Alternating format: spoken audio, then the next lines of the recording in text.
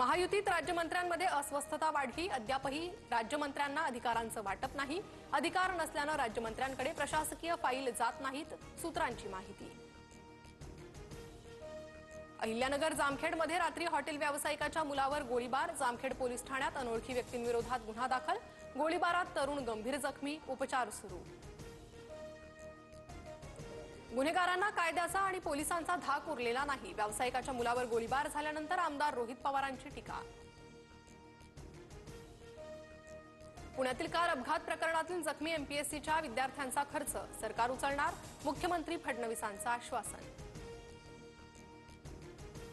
सोलापूरच्या मुंगशी गावात शेतीच्या वादातून मुलाकडून आईची निर्घृण हत्या। मुलासह सुनेला कुर्डुवाडी पोलिसांकडून अटक।